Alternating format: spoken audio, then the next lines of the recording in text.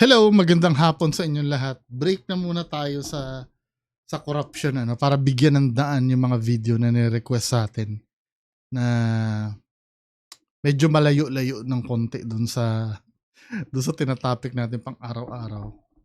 Unang-una itong video na to. Nakalagay po for female, ano to? Huwag ipilit pag hindi babae. Play nga natin. Kayo mag-approach sa akin? Ha? Ano? Follow lang na ano po yung gender nyo. Oo nga. Tawag ko yung agent ka. Nasaan ako, oh? Magpipicture ka. Hindi. Mali po yung ginagawa nyo eh. O, nag-iingay Customer ka. ako dito. Hindi mo ano. May styles ko na ka dito, oh. Ginugulo mo ako. Serenity. Oh, sige. Serenity. Red one. Ano ba ginawa ko sa inyo? Pinapalipat lang kita, sir, kasi lalaki ka, sir. Hindi po yan, bawal yan. Ah, female Kaya area. nga. Okay, sige. Hindi mo ano. Pinapalipat ka lang naman pala eh. Red one. Serenity, red one.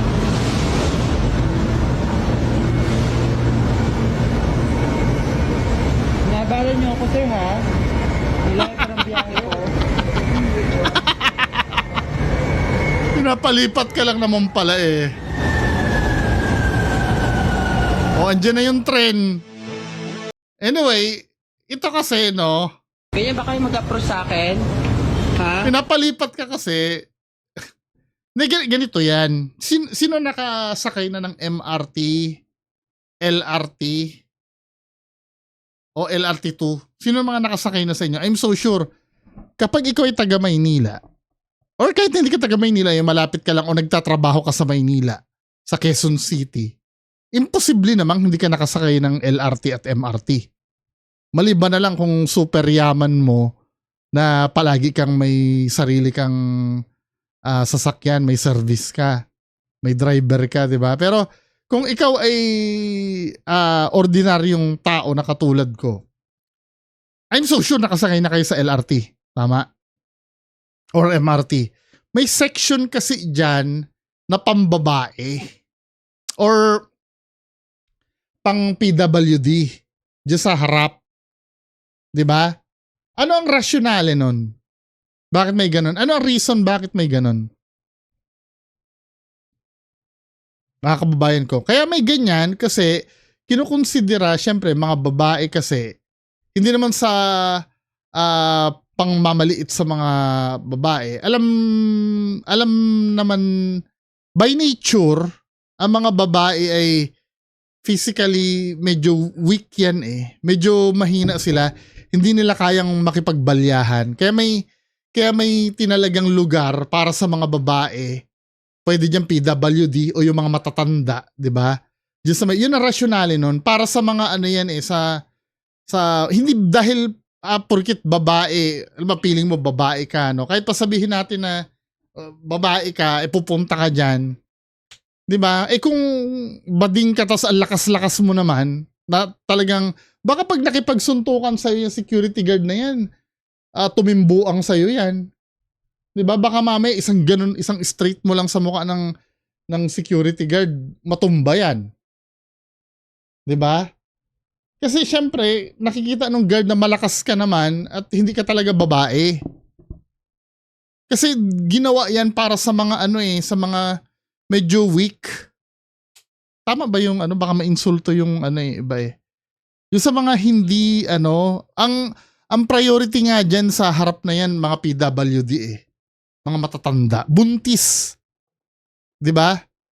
Yun ang reason nun. Pero kung ikaw ay bakla, I think hindi naman siguro masama na i-deny ka dyan. Hindi ka deny dahil bakla ka. Kasi yan na naman, pupunta na naman tayo sa narrative na ganun eh. 'Di ba? Kasi may mga bakla na talaga namang malalaki pa ang katawan kaysa sa ordinaryong lalaki. Na kaya-kaya nyo naman makipagbalyahan siguro pagka rush hour. At saka hindi naman rush hour pati yan, no? Mukhang wala ngang pagiging entitled na lang ito. 'Di ba? Pagiging entitled na lang itong Ano? Follow lang kung ano pong kinder nyo. Oo nga. Tama po yung edad ka. Nasaan ako, oh? Picture ka. Hindi. Mali po yung ginagawa nyo eh. O, nag-iingay Customer ka. ako dito. Hindi mo nga. May styles ko na ka dito, oh. Ginugulo mo ako. Redeem. Oh, sige. Redeem. Buti nga kalmado yung guard eh, no? Red one. Ano ba ginawa ko sa inyo? Pinapalipat lang kita, sir, kasi lalaki ka, sir. Hindi ako yan, bawal yan. Ah, female area. Kaya nga. Okay, sige. Redeem one. Hindi to usapin ng ano yun, ng gender eh. 'Di ba? Ay, pwede rin ng konti, pero talagang ang layunin nun katulad ng sinabi ko kanina. Base yan sa ano eh, sa physical status eh. 'Di ba? Anyway. Kasi yun naman talaga reason kung ba't hiniwalay pa ulit-ulit na lang ako. Anyway, move on tayo. Ano itong ano na to? Ano itong isang video na to? Asking strangers in DLSU, De La Salle University, how do you tipid your baon? How do you tipid your baon? Cooking food sa dorm, How much is your baon weekly ba? 2K to 3K. How about you, miss? Wow! Ako nga, ano eh, to be fair naman, nung hindi pa namamatay ang tatay ko, 5,000 a week ako. Nung hindi pa namamatay yung tatay ko. Nung na-deads yung tatay ko, 500 ako isang linggo. Oh, promise. Kinaya ko yun. 500 ako isang linggo. Ay, maawa kayo sa akin nung kasi grabe yung ate ko nun eh. Ayoko nang pag-usapan. Yung time na ang kinakain ko instant noodles, isang pack na noodles, hahatiin ko sa 4 yun. Ewan ko, tinatansya ko yung, kung maaalala nyo yung nangyari sa akin nung college ako. Kaya hindi maalis-alis ang galit ko sa kapatid kong babae. Bago namatay yung tatay ko nun, binilin ako na siya yung magpapaaral sa akin. Ganon din sa nanay ko nun na, Mami, magpahinga ka na lang, ako na magpapaaral kay Bungo. Doon siya nagpaaral eh. Tapos yung apartment na nirerentahan atrasado ako ng 2 buwan. Pinapabarangay na ako nung kapitan. Kasi hindi na ako nakakabayad, hindi ako padalhan ng allowance noon. Tapos tatawag ako, umiiyak ako sa ate ko. Palalayasin na ako ng may-ari ng bahay. Sabi gano'n na ate kong gano'n eh. Ikukulong ka na ba? Kung ikukulong ka na, saka lang ako magpapadala. Gago talaga yun eh. Pero nasa heaven na yung ate ko eh. Hanggang ngayon, inaano ko pa rin na pinipilit ko pa rin talagang patawarin siya hanggang ngayon. Hanggang ngayon, hindi ko talaga kaya. Kasi mga kapatid ko nun, talagang sobrang sagana yun nung nag-aral sila dito sa Manila eh. Di kotse yung mga yun. Di ba lahat ng luho nila na sakto kasi nung ako nag-college, saka namatay yung tatay ko. Sa akin bumagsak lahat. Anyway, huwag na natin pag-usapan yun. Bubwisit pa ako. Ulitin na nga natin. Nawala tuloy ako sa Tipid your baon. Cooking food sa dorm, tipid your baon. How much is your baon weekly ba? 2K to 3K. How about you, miss? I also live in a condo, so that helps. I have no transpo, and I cook at home. How much is your baon weekly then? Mine's monthly, so it's 25K per month. 25k per month. Kasama na rin yung rent mo dun? No, just the electricity and water. How about you, miss? I tipid usually by cooking my own food. Food, how much is your baon weekly? Like 3K. How do you tipid your baon, bro? Weekly 2K?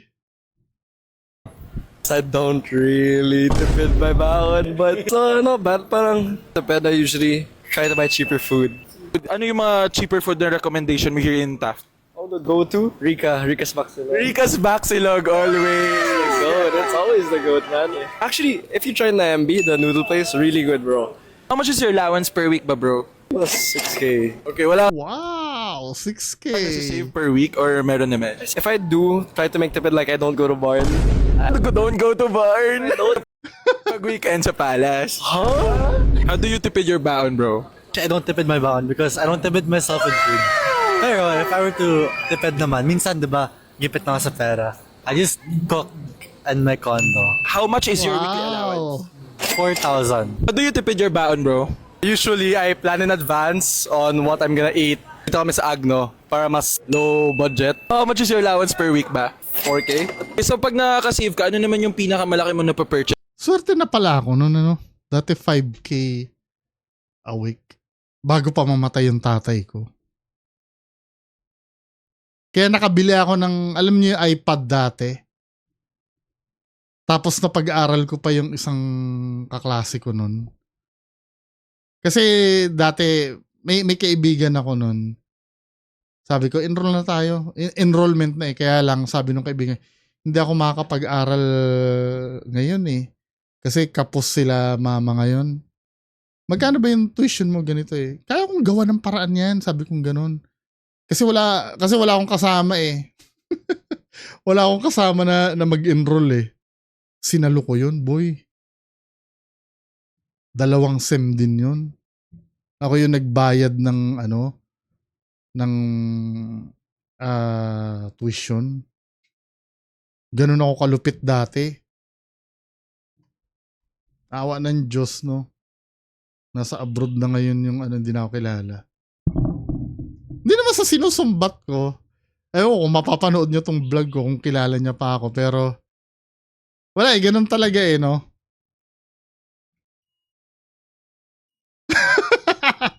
Anyway, pagpatuloy na natin.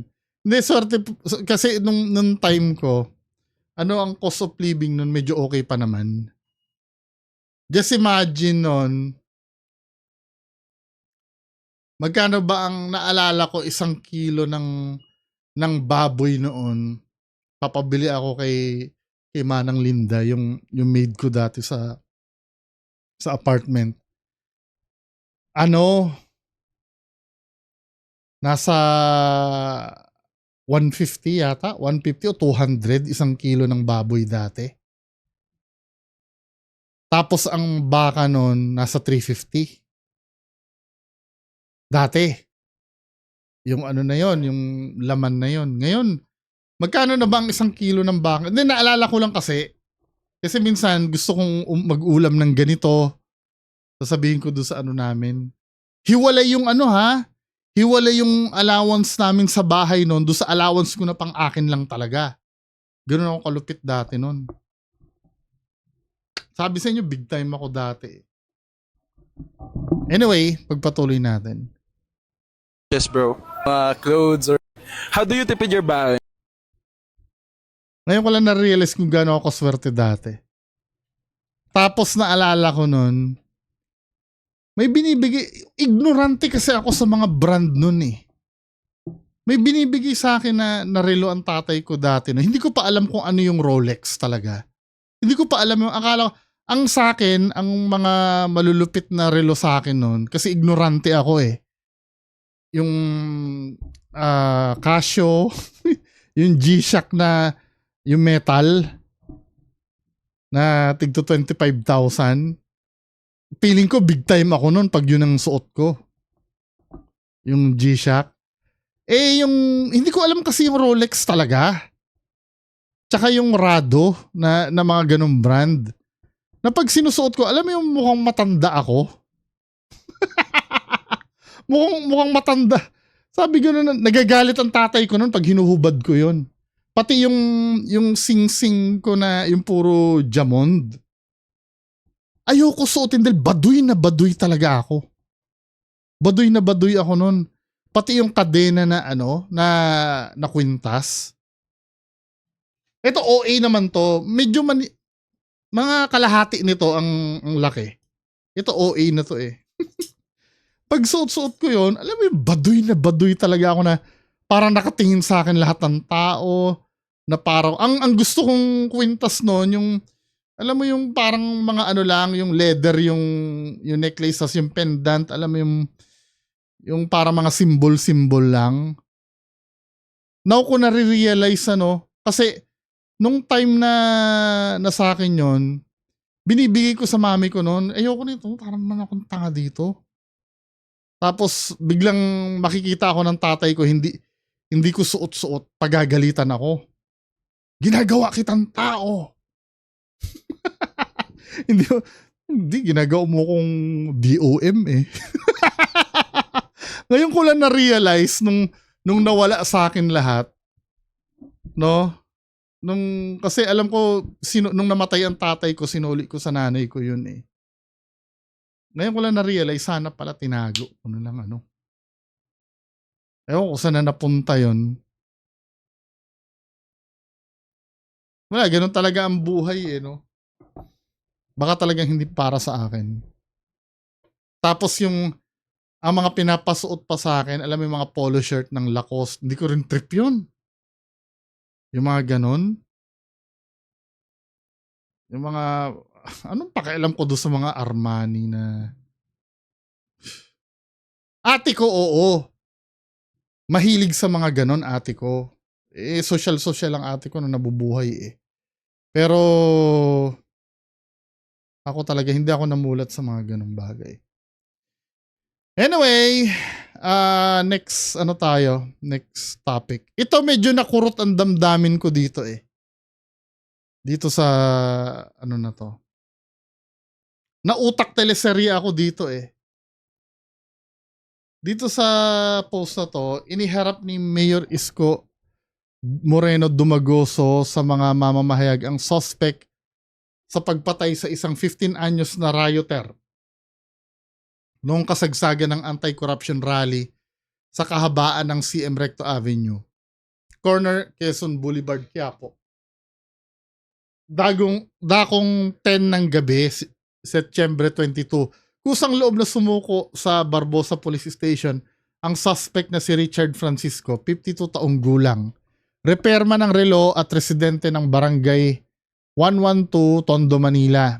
Ayon sa suspect, inabutan niya ang grupo ng mga kabataan na nagbabasag at naninira ng mga motorsiklo at halos sirain na rin ang kanyang pwesto, dahilan kung bakit niya nasaksak ang biktimang si Mark Justin Serbo, edad 15 taon, grade 10 student at naninirahan sa Taguig City.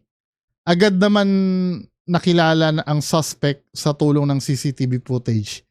Pinuri ni Mayor Isko ang Manila Police sa mabilis na pagkilos at pagresolba sa kaso. So ito yung kaso nung nung ito si tatay, parang ang nangyari, pinrotektahan niya yung yung pwesto niya eh. Ito yata yun, no? Saan na ba yun? Ba't nawala? Wait lang ha. Parang pinrotektahan niya yung yung pwesto niya kasi nga may nagra-riot, napatay niya.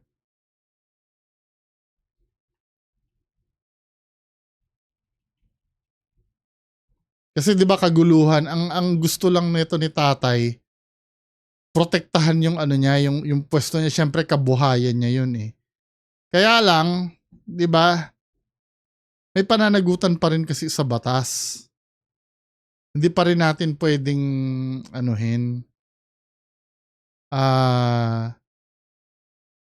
hindi pa rin natin pwedeng palampasin.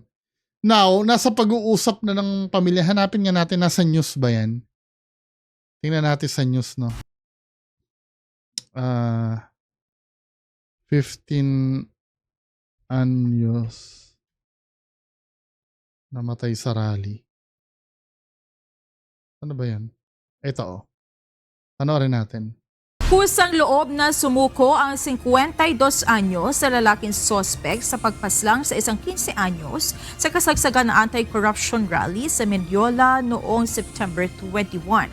Ayon sa suspect, tila wala na kasing pakialaman ang mga rallyista kung saan Wala kasing pakialaman yung naapektuhan na rin ang kanyang pwesto na gawaan ng relo malapit sa Mendiola kaya nagdilim ang kanyang paningin. Ayon kay Manila City Mayor Isko Moreno Dumagoso, handang harapin ng suspect ang pananagutan sa nagawang kasalanan. Binigyan diin naman ng alkalde na malaya namang magpahayag ang sinuman sa Maynila, ngunit hindi dapat idamay ang mga lumalaban ng patas at naghahanap buhay. Oo nga kaya nga hindi ko naiintindihan yun lalo na yung istorya nung sa Sogo. Yung inaatake yung Sogo, sinabi nga, may kumakalat pang video Kasi daw yung sa Sogo, kaya daw inatake yung Sogo. Doon daw dinala yung bata na parang doon daw sinaktan. Kaya ang hindi ko naman magets, yun pala yung mga pulis daw kasi nandoon sa loob dinala yung isang bata na minor de edad. Tapos doon yata sinaktan, something like that. Kung ganon, bakit yung mga nakaparadang nananahimik na motor doon inano nyo? Ginulo nyo? Or sinira nyo, di ba? Kaya hindi ko naiintindihan yung... Tapos meron pa akong nakadiskusyon kahapon. Hello, shoutout sa iyo, sir, no? Sabi, bayad daw yung mga bayad daw yung mga yan, binayaran daw. Kesyo nagva-viral daw ngayon na nasangkot daw si Boss Toyo, Chabi. Puro speculations kasi yun. 'Di ba? Sino ba naniniwala na hindi bayad kasi ang sinabi sa akin nung nag-comment, sino ba yun? Ikaw, regular subscriber ko yung si Sir, sabing ganon, hindi naman daw manggugulo yan kung hindi bayad. So kung ang logic ay manggugulo sila kahit bayad, maraming magugulo sa lugar. Ginawa kong example yung 'di ba? Yung alam niyo sa Cubao, 'di ba may nambabato doon ng windshield? Nanggugulo din 'yon. Ano yung bayad din 'yon? Kasi hindi sapat na dahilan yung manggugulo ba yan kung hindi bayad. Kasi ang kabataan kasi yan pwedeng madala sa hype. Pwedeng may nag-insinuate diyan na alam mo yung para maging cool, para maging bilong ka. Para namang hindi kayo nag-aral ng ganyan sa... Alam ko pinag-aralan yan nung high school yung tinatawag na peer pressure. Yung para astig ka, gagawa ka ng Naniniwala naman ako dyan sa may rally, may bayad talaga dyan. Pero sino yung mga bayad doon? Yung mga may pinaglalaban, yung katulad nung... siguro yung mga nagsasabing Marcos resign, yung mga DDS siguro, pwede, binayaran. Or yung mga anti-Duterte na nandun, yun, pwede, binayaran yun. Siyempre, kailangan nila ng rally na gano'n. Pero yung mga kabataan na humahataw ng ng traffic light, I don't think na binayaran yun. 'Di ba? Magbabayad pa sila, bata pa. Pwede naman yung mga matatanda na may binubuhay na Tsaka hanggang ngayon wala pa na ituturo kung sino Meron daw umamin. May may napanood ako May umamin daw, binayaran daw sila. O sino? Wala namang maituro. Siyempre, para hindi sila managot doon, sasabihin na lang ng mga bata, binayaran sila. O sino nagbayad? Hindi pa rin masabi kung sino. 'Di ba?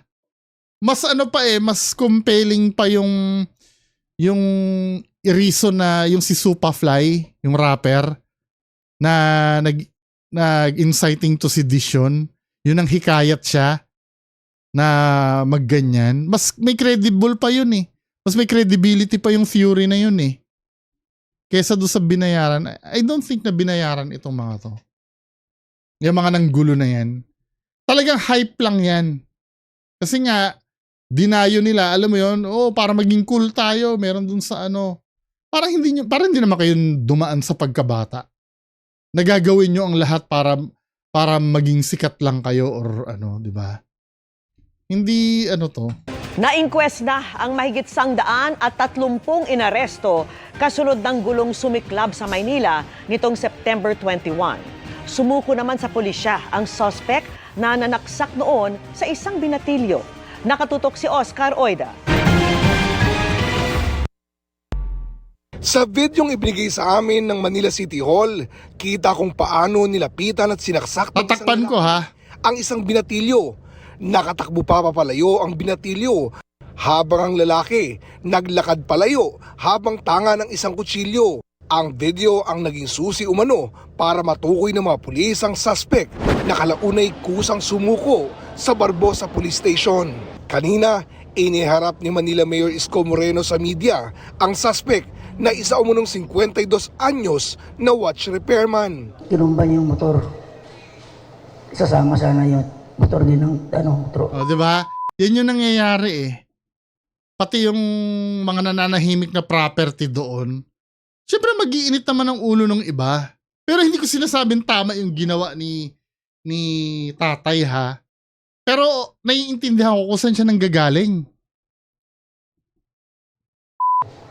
Eh medyo dumilim na yung ano ko dahil ang dami na nila eh. Ayun, nasundot ko. Hindi ko na ano. Nabigla lang ako eh. Hindi sadya. Pag dumating sila, wala na silang pakialam.